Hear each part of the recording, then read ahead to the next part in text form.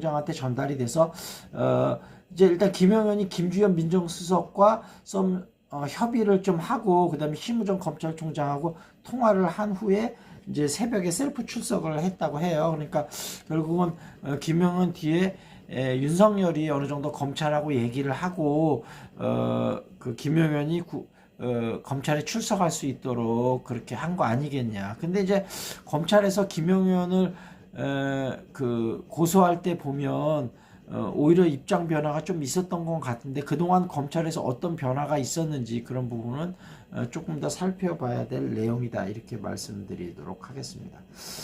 그리고 이제 윤석열 사건을 공수처에서 검찰에 이제 송부를 했습니다. 더 이상 공수처에서는 조사가 어려울 것으로 보고요. 윤석열이 전혀 협조를 안 하고 있었어요. 그래서 공소 제기 요구를 첨부를 해서 검찰에 송부를 오늘 중으로 할 예정이다 이렇게 이야기를 하고요.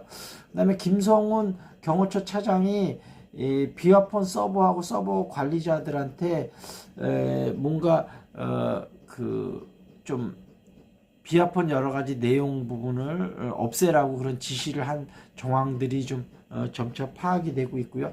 김건희한테도 비화폰을 지급을 했다고 그래요.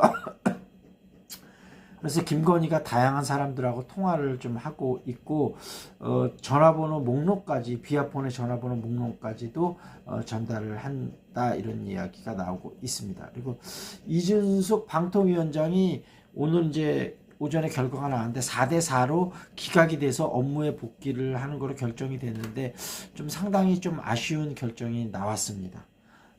그리고 수요일날 어제 홍장원 1차장이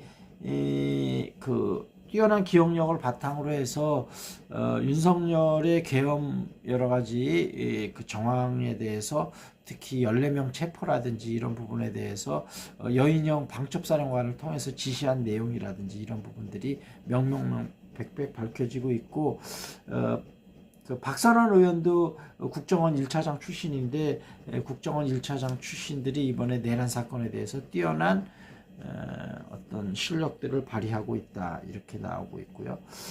그 다음에 이제 최성목 권한대행이 여러 가지 타임라인에 따라서 여러 가지 좀 사실과 다른 부분에 한 부분들이 있는 것 같아요. 그래서 최성목 권한대행이 과연 윤석열이 이제 메모를 전달을 했다고 하는데 거의 문건에 가까운 메모인데 거기서 보면 뭐뭐를 파악할 것 이런 식으로 해서 국방부 장관이 줬다고는 도저히 믿을 수 없고 윤석열이 뭐 수석을 통해서 만들어서 지시를 내린 내용이라는 것을 파악을 좀 해볼 수 있습니다.